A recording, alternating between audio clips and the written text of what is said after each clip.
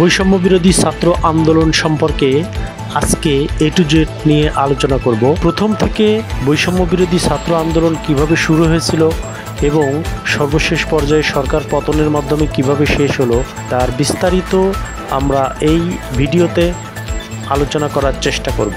মুক্তিযোদ্ধাদের নাতিপুতিরাও পাবে না, তাহলে কি রাজাকারের নাতিপুতিরা পাবে? কোটা আন্দোলন, নারী কোটা 10%, জেলা কোটা 10%, উপজাতি কোটা 5% এবং মুক্তিযোদ্ধা কোটা 30% মিলায়ে সর্বমোট 56% কোটা বিদ্যমান থাকায় সাধারণ মেধাবী ছাত্রছাত্রীরা চাকরির ক্ষেত্রে পিছিয়ে পড়ছিল। মূলত প্রথম ও দ্বিতীয় শ্রেণীর চাকরির কোটা ছিল 56%, তৃতীয় ও চতুর্থ শ্রেণীর চাকরির কোটা ছিল আনসার কোটা এবং শিক্ষক নিয়োগের ক্ষেত্রে মহিলা কোটা ছিল 50%। এত সব কোটার ক্ষেত্রে সাধারণ ছাত্রছাত্রীদের অবস্থা ছিল নাজেহাল।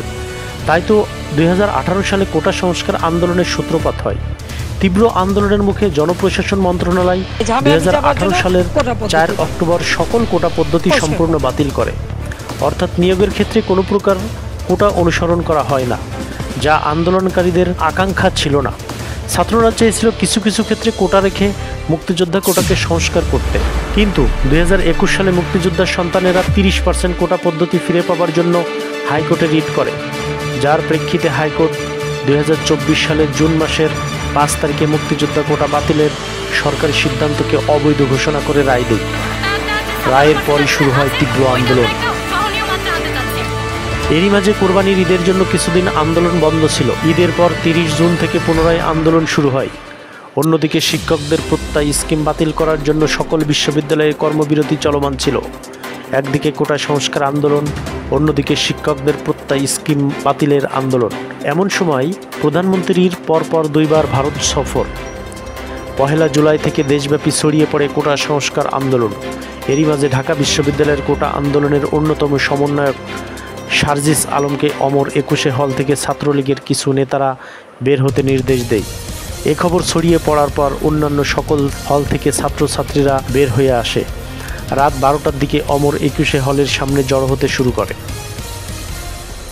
9 জুলাই প্রধানমন্ত্রী চীন সফরে চলে যান। দেশে চলছে আন্দোলন, সরকার পক্ষ যেন দেখেও না দেখার ভান করে আসছে। কোনো কিছুতেই তাদের কর্ণপাত নেই। সফর শেষে প্রধানমন্ত্রী দেশে ফিরে আসেন নির্ধারিত সময়ের আগেই। প্রেস ব্রিফিংয়ের সময় তিনি বলেন ওনার মেয়ে অসুস্থ থাকায় তিনি নির্ধারিত সময়ের আগেই দেশে ফিরে আসেন। এ সময় একজন সাংবাদিক প্রশ্ন করেন কোটা সংস্কার আন্দোলন নিয়ে। তখন তিনি মন্তব্য করেন, মুক্তিযোদ্ধারা কোটা পাবে না তো রাজাকারেরা পাবে? তাহলে কি রাজাকারের নাতিপুতিরা পাবে? এমন মন্তব্যের প্রেক্ষিতে প্রধানমন্ত্রীর প্রতি কোটা আন্দোলনকারীরা আরও বেশি হতাশ হয়ে পড়ে। আন্দোলনকারীরা নিজেদের রাজাকার পরিচয় দিয়ে স্লোগান দিতে শুরু করে, তুই রাজাকার, তুই রাজাকার, তুমি কে, আমি কে, রাজাকার রাজাকার। আন্দোলনকে দমানোর জন্য সরকার বিভিন্ন উপায় অবলম্বন করে। ঢাকা বিশ্ববিদ্যালয়ের ছাত্রলীগ নেতাদের লেলিয়ে দিয়ে সরকার আন্দোলনকে দমানোর চেষ্টা করে ব্যর্থ হয়। 14 জুলাই মধ্যরাতে আন্দোলনকারীরা রাস্তায় নেমে যায়। এতদিনে আন্দোলন সমগ্র দেশে ছড়িয়ে পড়েছে। কোনোভাবেই ছাত্রদের আন্দোলন দমিয়ে রাখা যায় না। দামাল ছেলেরা দুর্বার গতিতে দলে দলে তাদের অধিকার আদায়ের জন্য পথে নেমে আসছে। জেলায় জেলায় সংঘর্ষ, ছাত্র নিহতের সংখ্যা বেড়েই চলেছে। বিভিন্ন জেলায় ছাত্র নিহতের কাউন্টডাউন শুরু হয়ে গিয়েছে। 16 জুলাই রংপুর বেগম রোকেয়া বিশ্ববিদ্যালয়ের ইংরেজি বিভাগের নিয়মিত ছাত্র আবু সাইদ পুলিশের গুলিতে নিহত হয়। এই দিন দুপুর 12টা থেকেই রোকেয়া বিশ্ববিদ্যালয় অঞ্চলে কোটা আন্দোলনকারীরা বিক্ষোভ করছিল। আবু সাইদ এই আন্দোলনের সম্মুখভাগেই অবস্থান করছিল সবসময়। অবস্থা যখন খারাপের দিকে তখন সরকার সমগ্র দেশে কারফিউ জারি করে। বাংলাদেশ সেনাবাহিনী সহ আইন প্রয়োগকারী সদস্যরা রাস্তায় রাস্তায় টহল দিচ্ছে। কোনো দিকে কোনো আন্দোলনকারীদের রাস্তায় নামতে দিচ্ছে না। কারফিউ অমান্য করলে 1 বছরের কারাদণ্ড ও জরিমানা। 21 ও 22 জুলাই রবিবার সোমবার 2 দিন সাধারণ ছুটি ঘোষণা করা হয়। গণমাধ্যমে কারফিউ আওতামুক্ত। 21 জুলাই আপিল বিভাগ কোটা বাতিলের রায় ঘোষণা করে। মেধায় নিয়োগ 93%, মুক্তিযোদ্ধাদের সন্তান 5%, ক্ষুদ্র নৃগোষ্ঠী 1% এবং তৃতীয় লিঙ্গ 1% কোটা। তবে সরকার চাইলে পরিবর্তন করতে পারবে। রায়ের পর ছাত্র আন্দোলন অন্যদিকে মোড় নিতে থাকে। নিহত ছাত্রদের হত্যার বিচার হবে, বিচার না করলে আমরা ঘরে ফিরব না বলে আন্দোলনকারীরা জানায়। এরই মধ্যে হাজার হাজার আন্দোলনকারী ছাত্র নিখোঁজ হয়ে যায়। অন্যদিকে প্রধানমন্ত্রী সহ অন্যান্য মন্ত্রীরা ধ্বংসযজ্ঞ দেখতে গিয়ে সম্পদের হিসাব আর ষড়যন্ত্রকারীদের বিচারের জন্য জনগণের কাছে মায়াকান্না দেখাতে থাকে। জনগণ এই মায়াকান্নায় কান্না দিয়ে নিজেদের স্বজন হারানোর বেদনায় বিদূর হয়ে পড়ে। আন্দোলনকারীরা কিন্তু তাদের আন্দোলন কোনোভাবে দমিয়ে রাখতে নারাজ। তাদের ভাই হারানোর বিচারের দাবিতে শক্ত অবস্থানে থেকে ৮ দফা দাবি জানায়। সরকার এই দফায় আর কোনো তোয়াক্কা না করে আন্দোলনকারীদের ঘরে ফেরার নির্দেশ দেয়। ৬ সমন্বয়ককে আটক করে ডিবি হেফাজতে নেওয়া হয়। তাদের পিতামাতা, আত্মীয় স্বজন কাউকেই তাদের সাথে সাক্ষাৎ করতে দেওয়া হয়নি। কোটা বিরোধী আন্দোলনে নিহতদের স্মরণে রাষ্ট্রীয় শোক ঘোষণা করা হয়। ছাত্র জনতা তা প্রত্যাখ্যান করে। সমগ্র দেশ জুড়ে সামাজিক যোগাযোগ মাধ্যমে লাল রঙের মাধ্যমে প্রতিবাদ জানায়। দেশ জুড়ে বিক্ষোভ অবরোধ পালন করে ছাত্র জনতা। ছাত্র আন্দোলনের শীর্ষ ৬ সমন্বয়ক মোহাম্মদ নাহিদ ইসলাম, মোহাম্মদ শারজিস আলম, হাসনাত আবদুল্লাহ, মোহাম্মদ আবু বাকের মজুমদার, আসিফ মাহমুদ ও নুসরাত তাবাসসুম কর্মসূচি প্রত্যাহারের ঘোষণা দেন। একই সঙ্গে তাদের স্বাক্ষরিত সংবাদ বিজ্ঞপ্তি গণমাধ্যমে পাঠানো হয়। বিজ্ঞপ্তিতে আন্দোলনের ওই ৬ সমন্বয়ক বলেন, কোটা সংস্কার আন্দোলন ও তার প্রেক্ষিতে উদ্ভূত পরিস্থিতিতে অনেকে অপ্রত্যাশিতভাবে আহত এবং নিহত হয়েছে। তাছাড়া রাষ্ট্রীয় স্থাপনে অগ্নিসংযোগ সহ নানা সহিংস ঘটনা ঘটেছে। আমরা এই সকল অনাকাঙ্ক্ষিত ঘটনা তীব্র নিন্দা জানাই এবং সুষ্ঠু তদন্ত সাপেক্ষে দ্রুত বিচারের দাবি জানাচ্ছি। আমাদের প্রধান দাবি ছিল কোটার যৌক্তিক সংস্কার, যা ইতিমধ্যে সরকার পূরণ করেছেন। এখন শিক্ষার সুষ্ঠু পরিবেশ নিশ্চিত করার লক্ষ্যে দ্রুত শিক্ষা প্রতিষ্ঠান খুলে দেওয়ার। ডিবি হেফাজত থেকে সমন্বয়কদের মুক্তি দেওয়ার পর তারা আবারও বৈষম্য বিরোধী ছাত্র আন্দোলনের ডাক দেয়। তারা ঘোষণা দেয়, আমরা ডিবি অফিস থেকে যে বার্তা পাঠ করেছিলাম সেটা আমাদেরকে জোরপূর্বক করানো হয়েছে। বাস্তবিক অর্থে আমাদেরকে চাপের মুখে এই বার্তা দেওয়ানো হয়েছে।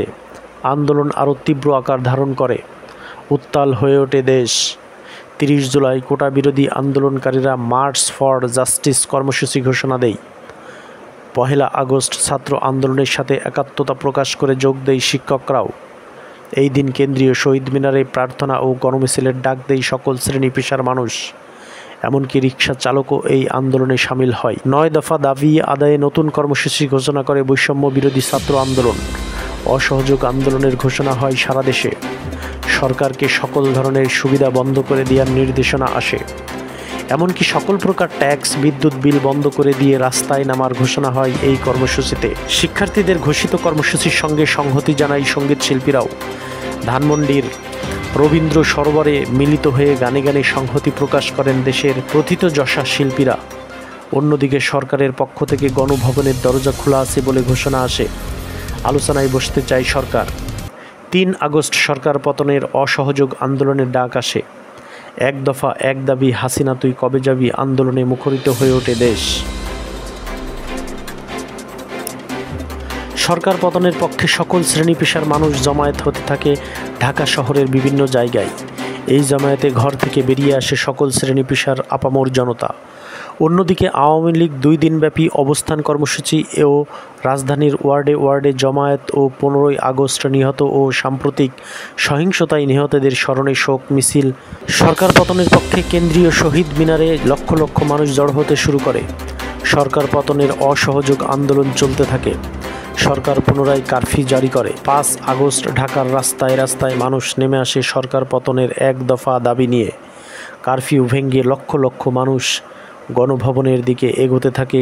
পুলিশের বাধার সম্মুখীন হয়েও কোনো প্রকার বাধার তোয়াক্কা না করে ছাত্র জনতার তোপে সেনাবাহিনী, পুলিশ, র্যাব, বিজিপি, আনসার সকলে নিস্তব্ধ হয়ে পড়ে। প্রচণ্ড তোপের মুখে শেখ হাসিনা সরকার পদত্যাগ করে দেশ ছেড়ে পালিয়ে গেলেন। অবশেষে স্বৈরাচার শাসনের পতন নিশ্চিত হয়। বৈষম্য বিরোধী ছাত্র আন্দোলনের চূড়ান্ত পর্যায়ে সরকারের পদত্যাগের ১ দফা দাবিতে চলমান অসহযোগ আন্দোলনের ২য় দিনের ঢাকা মার্চ কর্মসূচির মুখে প্রধানমন্ত্রীর পদ থেকে পদত্যাগ করতে বাধ্য হন আওয়ামী লীগ সভানেত্রী শেখ হাসিনা। সরকারি চাকরিতে কোটা সংস্কারের দাবিতে ৩৬ দিন আগে শিক্ষার্থীদের যে আন্দোলন শুরু হয়েছিল তা সরকার পতনের আন্দোলনে রূপান্তরিত হওয়ার পর দেশজুড়ে সংঘাত আর নিরীহ মানুষের মৃত্যুর মধ্যে শেখ হাসিনাকে ক্ষমতা ছাড়তে হলো, বিদায় হলো স্বৈর শাসনের।